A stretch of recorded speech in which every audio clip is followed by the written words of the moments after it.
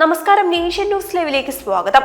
ജഗതി ശ്രീകുമാറിനെ കുറിച്ച് ആരെങ്കിലും എന്തെങ്കിലും നല്ലത് എഴുതി കണ്ടാൽ അതിന് താഴെ സ്ഥിരമായി വരുന്ന ഒരു കമന്റാണ് വിതുര കേസ് എന്നത്. എന്നാൽ യഥാർത്ഥത്തിൽ എന്താണ് ഈ വിതുര കേസ്?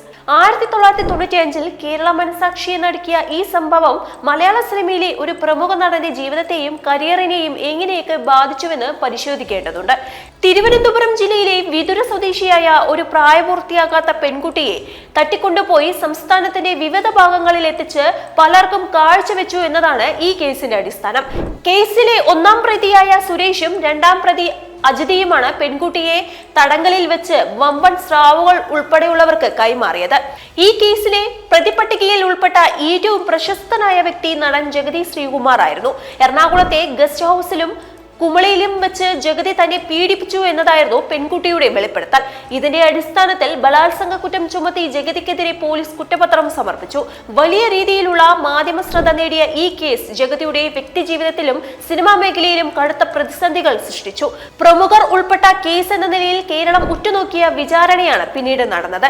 നീണ്ട വർഷങ്ങൾക്ക് നീണ്ടുനിന്ന നിയമ പോരാട്ടത്തിൽ വിചാരണ വേളയിൽ പല നാടകീയ സംഭവങ്ങളും അരങ്ങേറി. കോടതിയിൽ ഇരയായ പെൺകുട്ടി കൂറുമാറിയത് കേസിൽ വലിയ വഴിത്തിരിവായി. ജഗതി ശ്രീകുമാറിനെ തനിക്ക് അറിയില്ലെന്നും അദ്ദേഹത്തെ മുൻപ് കണ്ടിട്ടില്ലെന്നും പെൺകുട്ടി കോടതിയിൽ മൊഴി നൽകിയത്. കേസ് അന്വേഷണ ഘട്ടത്തിലും തിരിച്ചറിയൽ പരേഡിലും ജഗതിയെ തിരിച്ചറിയാൻ പെൺകുട്ടി തയ്യാറായില്ല. പീഡിപ്പിച്ചവരുടെ വിവരങ്ങൾ അടങ്ങിയ കത്തുകൾ പുറത്തു വന്നിരുന്നുവെങ്കിലും പ്രോസിക്യൂഷന് അത് കോടതിയിൽ തെളിയിക്കാൻ സാധിക്കാത്തതാണ് തിരിച്ചടിയായത്.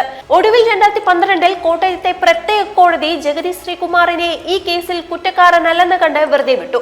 കൃത്യമായ തെളിവുകളുടെ അഭാവവും ഇരയുടെ കൂറുമാറ്റമാണ് അദ്ദേഹത്തെ കേസിൽ നിന്ന് മുക്തനാക്കിയത്.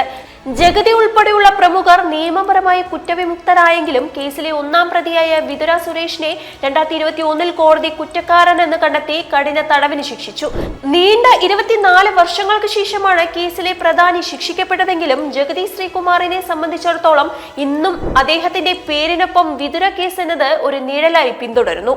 വീഡിയോ ഇഷ്ടമായെങ്കിൽ വീഡിയോ ലൈക്ക് ചെയ്യുക, ഷെയർ ചെയ്യുക, സബ്സ്ക്രൈബ് ചെയ്യുക. അടുത്തൊരു വീഡിയോയുമായി നമുക്ക് വീണ്ടും കാണാം. നന്ദി, നമസ്കാരം.